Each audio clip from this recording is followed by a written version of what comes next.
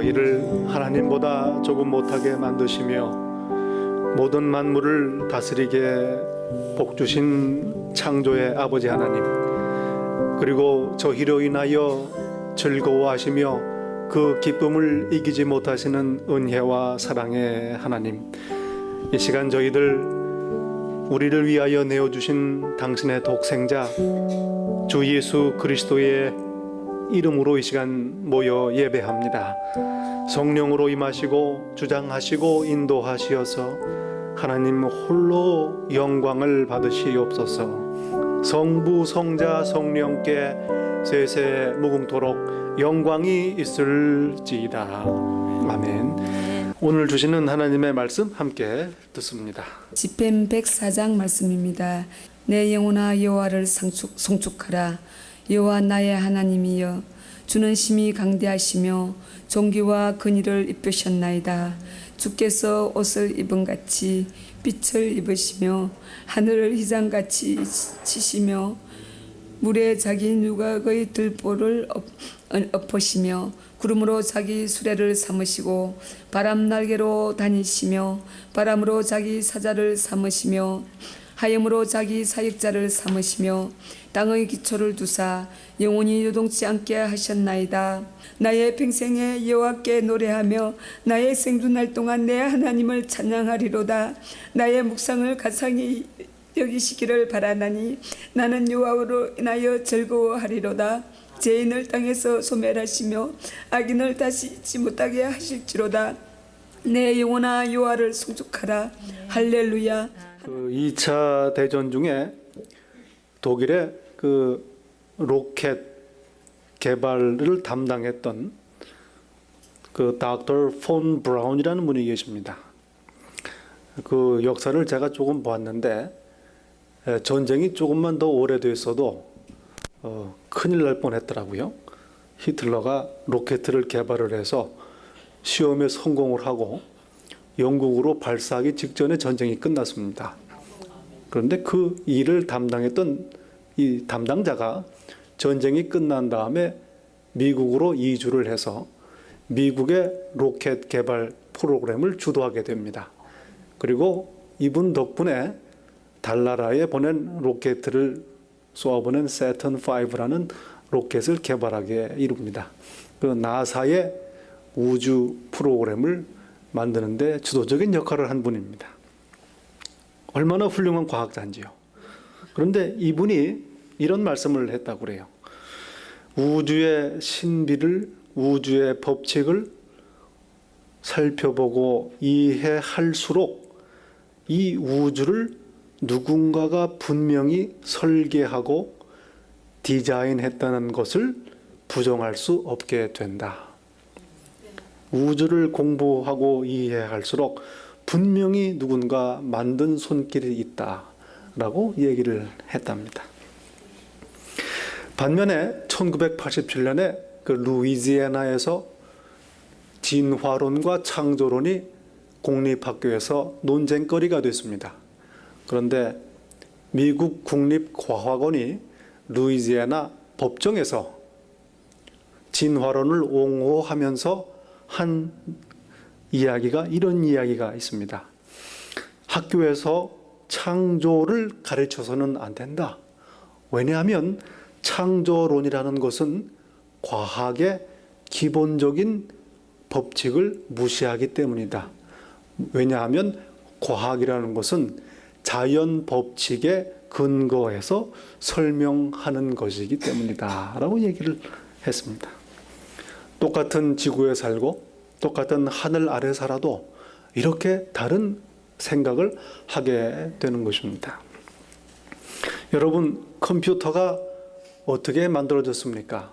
컴퓨터가 스스로 컴퓨터를 만들 수가 있겠습니까? 컴퓨터를 뛰어넘는 초컴퓨터적인 지능이 있으니 컴퓨터가 만들어진 것입니다. 자연적으로 생겼다고 말하는 것은 컴퓨터가 컴퓨터를 만들었다고 말하는 것과 마찬가지가 아니냐 하는 얘기죠. 그러나 하나님을 인정하기가 싫으니 이분들은 이 우주라는 것은, 자연이라는 것은 우연히 생겨났다라는 기적을 믿는 기적적인 믿음을 주장하게 되는 것입니다.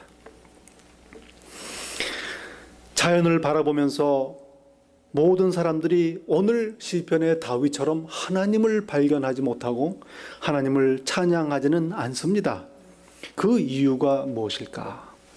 로마서 1장 말씀해 보면 이런 말씀이 있습니다. 창세로부터 그의 보이지 아니하는 것들, 곧 그의 영원하신 능력과 신성이 그 만드신 만물에 분명히 보여 알게 되나니 그러므로 저희가 핑계치 못할지니라. 하나님께서 자연과 우주를 만드심으로 말미암아 그를 통해서 하나님이 계심을 사람들에게 알려주셨다는 것입니다. 그러니 하나님을 모른다고 핑계할 수가 없다는 말씀입니다. 그러나 오히려 사람들이 하나님을 알되 하나님을 영화롭게 아니하고 감사하지 아니하고 오히려 그 생각이 허망하여지며 미련한 마음이 어두워졌나니 스스로 지혜 있다 하나 우둔하게 되어 썩어지지 아니하는 하나님의 영광을 썩어질 사람과 금수와 버러지 형상의 우상으로 바꾸었느니라. 교만과 불순종, 이것이 바로 하나님을 예배하지 못하게 되는 우상 숭배로 이어지는 그러한 결과를 낳은 것입니다. 한마디로 죄 때문에, 죄로 인해서 온 세상에 충만하신 하나님의 영광을 보지 못하는 것입니다. 어떤 유명한 정신과 전문 의사가 이런 말씀을 했답니다. 본인이 경험을 하고 연구를 한 바에 의하면 정신병원에 현재 있는 환자들의 75%는 그들의 죄가 용서받았다는 것을 알게 되면 지금 당장이라도 병원을 나갈 사람들이다 라고 얘기를 했다는 것입니다. 정신병이라는 게 무엇일까요? 있는 사물을 그대로 보지 못하는 그런 장애라고도 할 수 있습니다. 하나님이 계신데 하나님을 온전히 발견하지 못하고 보지 못하는 것, 이것은 영적인 정신병이라고 할 수 있는 것입니다. 죄로 인하여 영혼이 가리워져 있는 것입니다. 아담과 하와가 범죄한 후에 하나님께서 찾으시니 몸을 숨겼다고 성경은 기록을 합니다. 먹으면 죽으리라 했으니 아마 우리를 죽이러 오시나 보다. 두려웠습니다. 그래서 숨었습니다. 또한 그들은 하나님께서 자기들을 보지 못하도록 몸을 숨겼지만 결과적으로는 자신들이 하나님을 보지 못하게 된 결과를 낳은 것입니다. 이것이 바로 죄라는 말씀입니다. 그러므로 하나님의 영광을 발견하고 하나님의 그 위대하심을 찬양하기 위해서는 죄로부터 먼저 해방되고 하나님과의 관계가 회복된 연후에야 이것이 가능하다는 말씀입니다. 오늘 다윗의 노래는 바로 이러한 노래입니다. 하나님을 예배하고 신뢰하는 신실한 사람 다윗이 하늘을 보며 주변을 돌아보며 하나님께 드리는 찬양입니다. 여러분 그런 경험이 있으신지 모르겠습니다. 한 차례 엄청난 소나기가 퍼붓습니다. 그리고 금방 비가 멈추고 잔뜩 하늘을 가렸던 구름들이 흩어지면서 늦은 오후에 해가 넘어가는 즈음에 그 갈라지는 구름 사이로 숨었던 햇볕에 햇살이 쭉 내려옵니다. 그리고 핑크빛으로 물드는 구름 사이로 빠른 바람을 타고 그 흩어지는 구름들이 빠르게 지나갑니다. 그 아름다운 광경을 보신 경험이 있으니 저는 몇 번 기억이 납니다. 얼마나 그 맑고 깨끗하고 찬란한지 모르죠. 아마도 다윗이 예루살렘의 그 높은 언덕에 왕궁 옥상에 올라가서 비가 그친 늦은 오후에 그 왕궁 위에서 주변을 바라다 보면서 하늘을 보면서 하나님께 드리는 찬양이 아닌가 싶습니다. 제가 차를 운전하다 보면 고속도로를 한참을 운전하니까 얼마나 거칠게들 운전을 하는 분들이 있는지 몰라요. 패스는 기본이고 끼어들기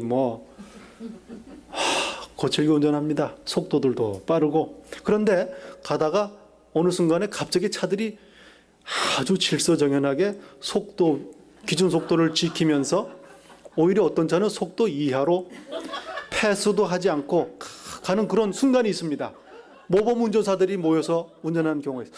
어떻게 된 건가 보니까 저 앞에 경찰차가 기준 속도로 유유히 달리고 있는 것입니다. 뒤에 차들이 꽉 줄을 서 있는 거죠. 얼마나 안심이 되는지 모르죠. 그 험한 고속도로에서 갑자기 혼돈이 사라지고 질서가 이루어집니다. 흔히들 말씀들을 하죠. 저 사람은 법 없이도 살 수 있는 사람이다. 아닙니다. 그런 사람은 법이 있어야 사는 사람. 오늘 다윗이 노래합니다. 주께서 옷을 입은 같이 빛을 입으시고 하늘을 휘장같이 치시며 총들 비춰나는 햇살들이 하나님의 옷자락이라는 것입니다. 그리고 그 물 위에 하나님의 누각을 세우시고 보좌를 세우시고 구름으로 수레를 삼으시고 하늘을 운행하시는 하나님의 모습을 발견하고 노래하는 것입니다. 얼마나 훌륭한 시인인지 모르죠. 여러분, 이 혼돈의 세상, 우리가 살고 있는 이 혼돈의 세상에 하나님께서 운행하시고 있다는 사실을 우리가 다시 한번 발견하고 깨달을 때 우리에게는 큰 위로요, 평안이요, 기쁨이 되는 것입니다. 아멘. 구원하시는 하나님이십니다. 폭우가 그친 것을 보면서 이전에 홍수를 물리치신 하나님을 기억하고 그 은혜를 찬양합니다. 아마도 비가 그친 하늘에 비추는 햇살 가운데 무지개를 보았는지도 모르지요. 옷으로 덮음같이 땅을 바다로 덮으심에 물이 산들 위에 섰더니 주의 견책을 인하여 도망하며 과거의 대홍수를 다스리신 하나님의 구원의 사건을 회상하며 하늘을 바라보며 찬양을 하는 것입니다. 다시는 물로 심판하지 않으시겠다는 약속을 상기시키는 하나님의 신실하심입니다. 여러분, 하나님께서는 우리 인생은 여전히 우리를 위협하는 치명적인 홍수가 늘 넘실거리고 있습니다. 그러나 하나님께서는 다스리십니다. 그리고 홍수를 다스리시고 경계를 정하시고 넘어오지 못하게 자리를 지키시는 것입니다. 하나님의 은혜입니다. 사람이 감당할 시험 밖에는 너희에게 당한 것이 없나니 하나님은 미쁘사 신실하사 너희가 감당치 못할 시험 당함을 허락지 아니하시고 시험 당할 즈음에는 피할 길을 내사 너희로 능히 감당하게 하시느니라. 아멘. 늘 위협하고 넘실거립니다. 그러나 하나님께서는 우리를 보호하시고 지키시며 피할 길을 허락하시는 것입니다. 아멘. 좋은 소식이라는 말씀입니다. 그러므로 우리가 신뢰하며 평안을 누릴 수가 있는 것입니다. 아멘. 또한 다윗은 부양하시는 공급하시는 하나님을 노래합니다.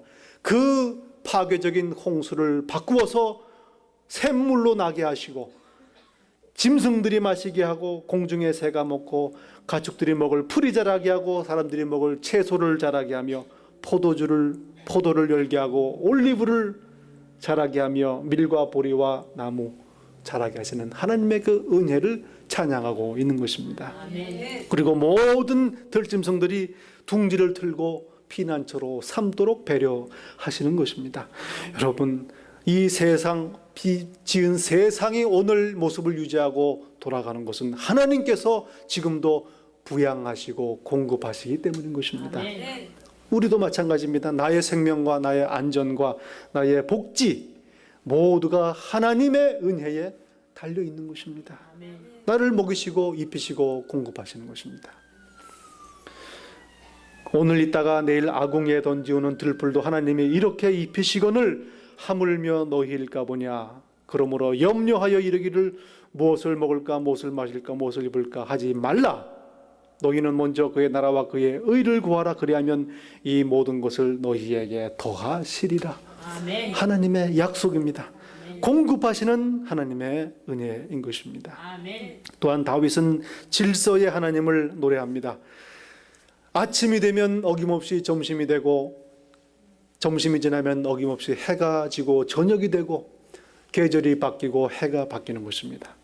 하나님께서 절기를 정하시어 때에 따라 이 세상이 운행하게 만들어 놓은 것입니다. 19절부터 질서의 하나님의 그 섭리를 찬양하는 것입니다. 얼마나 감사한지 모르죠. 제가 한 본 이야기가 있는데, 여러분 그 콜로라도 강 있지 않습니까? 저쪽에 서부 지역에, 거기에 그 골짜기를 막아서 댐을 그 전에 그 Great Depression 때 후버 댐을 만들어 놨습니다. 얼마나 대단한 댐인지 모르죠. 그 댐을 만드는데 그 이야기를 들어보면요, 상상이 안 갑니다. 얼마나 많은 콘크리트를 갖다가 부어가지고 그 계곡을 막아서 그 큰 물을 막는지 모르죠. 그런데 걱정들 합니다. 이 콘크리트를 타설을 하고 댐을 만드는데 이게 혹시 뭐가 설계가 잘못돼가지고 금이 가든지 실수가 있을까? 그러면 그 큰 구조물이라도 갈라지고 물이 새고 나중에 붕괴하게 될 수도 있다는 것입니다. 얼마나 조심스러운지는 몰라요. 그래서 조심하고 또 조심하고 얼마나 신경을 쓰는지 모르죠. 그런데 가만히 그 얘기를 듣고 있다가 생각하는 게, 저 댐은 그렇다 치고 그 무거운 댐을 만들었는데 그 바닥은 꺼지지 않는가? 그리고 산과 산을 연결해서 댐을 쌓았는데 그 옆에 붙어있는 산들은 걱정을 안 해도 되는가? 그런 생각이 들어요. 그런데 참 재미있게도 그런 걱정들은 안 하더라고요. 땅이 꺼질까? 산들이 무너질까? 이런 걱정은 안 하고 댐만 잘 짓자, 이런 얘기입니다. 무슨 얘기입니까? 하나님께서 이 땅에 기초를 세우셨다는 말씀입니다. 하나님께서, 신실하신 하나님께서 땅에 신뢰할 수 있는 기초를 세워놓으신 것입니다. 여기에 우리가 살고 있으니 이것이 은혜라는 말씀입니다. 여러분, 나중에 여러분 그로서리 스토어에 한번 가실 때 기억해 보시기 바랍니다. 수박이요, 줄이 몇 개가 있습니까? 수박 줄이 몇 개인지는 모르겠지만 다 홀수랍니다. 그리고 오렌지도 다 쪼개보면 그 쪽수가 홀수랍니다. 그리고 밀밭에 들어가서 아무거나 하나 잡아서 후두둑 밀을 훑어봐도 알곡개수가 늘 홀수가 나온답니다. 하나님께서 다 정해 놓으신 그러한 질서라는 것입니다. 여러분, 그러니 우리가 신뢰하고 안심할 수가 있습니다. 하나님께서 세우신 질서요, 지금도 다스리시는 것입니다. 아멘. 이러한 하나님을 우리가 믿는 것입니다. 아멘. 다윗의 노래입니다. 여러분, 제가 서울에 있을 때 남산에서 그 추석날 남산에 올라가 본 적이 있습니다. 차들도 다 시골에 내려가고 다 노니까 얼마나 깨끗한지 몰라요. 또 가을이고 깨끗합니다. 남산에서 보면은 저쪽에 무슨 물이 보이더라고요. 저쪽에. 저게 뭔가 그랬어요. 나중에 보니까 그게 서해바다입니다. 서해바다가 보이는 거예요. 남산에서 올라가면. 평소에는 앞에 눈앞에도 안 보이는데 그날은 깨끗하니까 바다가 보이는 거예요. 탑에도 올라간 것도 아닙니다. 그 탑 밑에서 본 거예요. 그런데 예루살렘 남산보다 3배는 높습니다. 그리고 서해보다도 지중해가 더 가깝습니다. 그러니 예루살렘 궁전에서 다윗이 내다보니 지중해가 쫙 보이는 거예요. 그러면서 바다를 노래하는 것입니다. 저기 크고 넓은 바다가 있고 그 바다 속에 있는 생물들도 많고 배도 다니고 악어도 있고 고래도 있고 하나님을 찬양하는 것입니다. 그리고 하나님을 찬양하되 계속되는 창조 역사를 찬양합니다. 여러분, 창조가 끝나고 하나님께서 더 이상 쉬시는 게 아닙니다. 지금도 일하시는 하나님이십니다. 새롭게 하시는 하나님이시라는 말씀입니다. 오늘 다윗이 이것을 노래합니다. 다 주께서 때를 따라 식물 주시기를 바라나이다. 주께서 주신즉 저희가 취하며 주께서 손을 펴신즉 저희가 좋은 곳으로 만족하다가 주께서 낯을 숨기신즉 저희가 떨고 주께서 호흡을 취하신즉 저희가 죽어 흙으로 돌아가나이다. 주의 영을 보내어 저희를 창조하사 지면을 새롭게 하시나이다. 모든 피조물들이 전적으로 그 운명을 하나님께 의존하고 있는 것입니다. 연약하고 유한한 우리 사람들 포함해서 마찬가지입니다. 얼마나 연약한 존재인지 모르죠. 그리고 하나님의 창조는 오늘도 계속이 됩니다. 놀라운 일이 아닐 수 없습니다. 여러분, 문자적으로 지금 저와 여러분은 6개월 전에 저와 여러분이 아닙니다. 새로운 존재입니다. 아멘. 무슨 말씀이냐 하면 오늘 내 얼굴, 내 피부는 암만 오래돼도 한 달밖에 안 됐습니다. 다 옛 피부는 다 사라지고 새 피부가 계속 나오는 거예요. 2주에서 4주가 걸린답니다. 그리고 내 폐, 허파 15일 됐습니다. 계속 새롭게 되는 겁니다. 간은 5달 됐다고 그래요. 그리고 혀에 이 도돌도돌한 그 미뢰 맛보는 거는 10일 됐습니다. 어제의 내가 아니란 말씀이에요. 하나님께서 늘 새롭게 하시는 것입니다. 아멘. 얼마나 재밌는 건지 모르겠어요. 문자 그대로 새롭게 하시는 것입니다. 아멘. 그리고 더군다나 우리의 영혼을, 우리의 옛사람을 새롭게 하시는 하나님이십니다. 아멘. 새 사람을 입었으니 이는 자기를 창조하신 자의 형상을 쫓아 지식에까지 새롭게 하심을 받은 자니라. 옛사람을 벗어버리고 새 사람을 입게 하시는 하나님이십니다. 누구든지 그리스도 안에 있으면 새로운 피조물이라. 이전 것은 지나갔으니 보라 새 것이 되었도다. 새 것이 된 것입니다. 그리고 계속 새 사람이 되어가고 있는 것입니다. 아멘. 여러분, 실망하고 낙담하지 마십시오. 내 모습을 보면서 나는 왜 이렇게 옛 사람을 가지고 새롭게 되지 않는가? 하나님께서 지금도 새롭게 하시는 것입니다.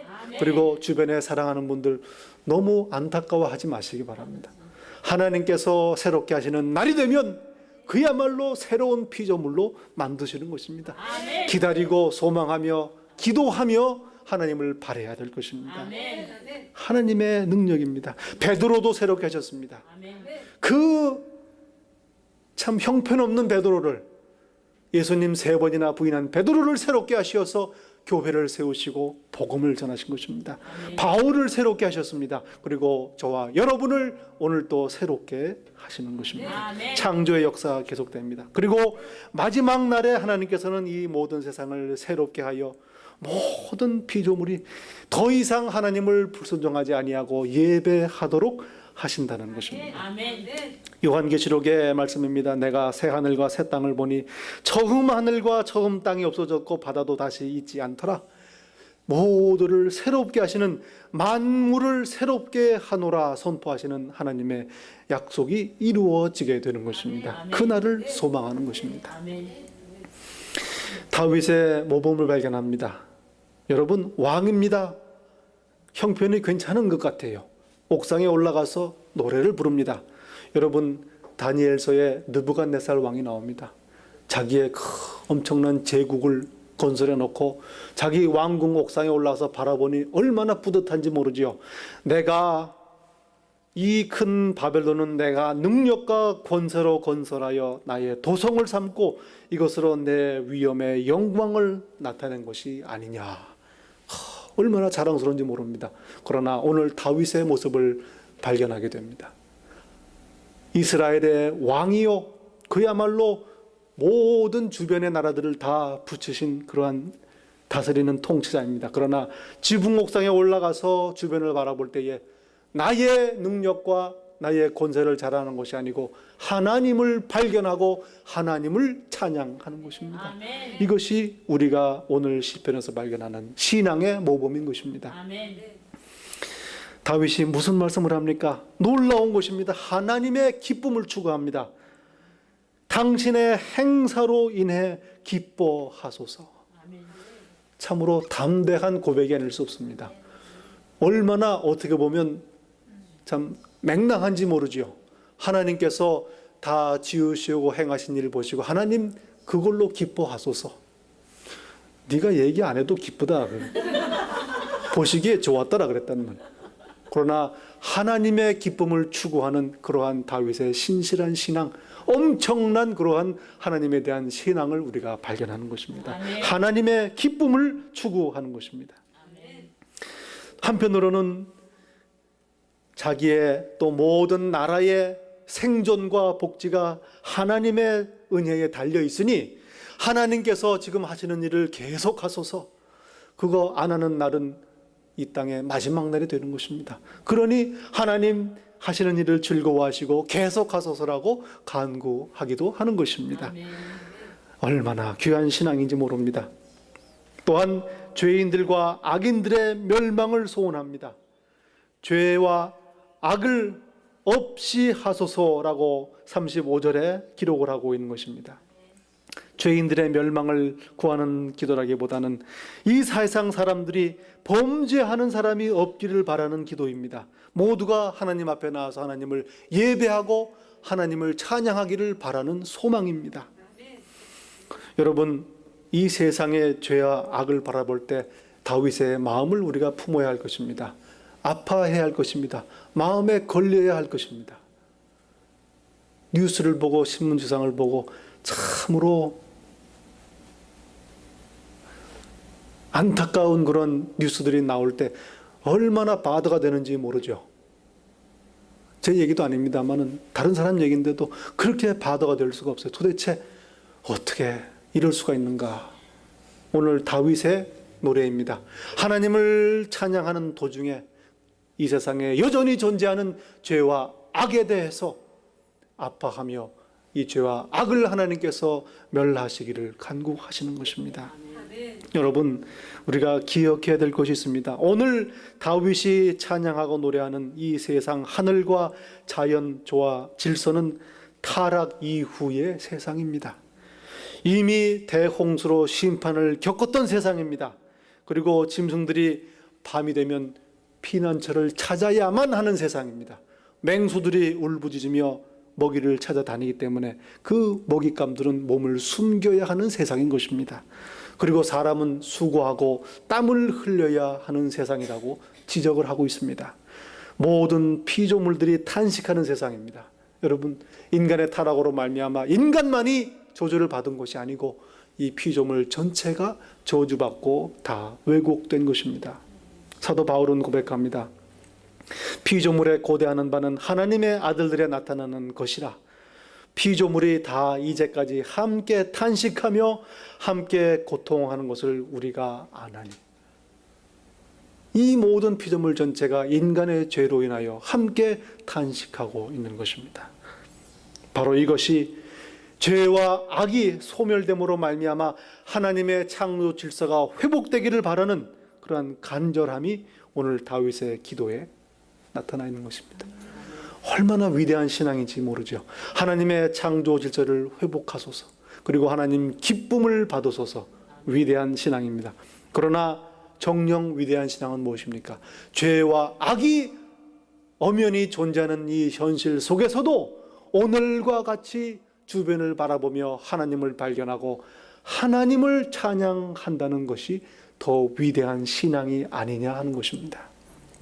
여러분, 우리가 사는 삶 좋은 일도 많습니다. 아름다운 세상이고 하나님이 다스리십니다. 그러나 여전히 죄와 악과 넘어지게 하는 것들이 가득한 세상에 살고 있습니다.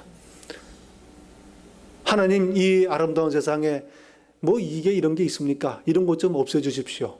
그런 것이 아니고, 그럼에도 불구하고 죄와 악이 엄연히 존재함에도 불구하고 나는 하나님을 보고 하나님을 찬양하겠습니다 하는 고백이 필요한 것입니다. 기쁨의 고백입니다. 34절에 나는 여호와로 인하여 즐거워하리라.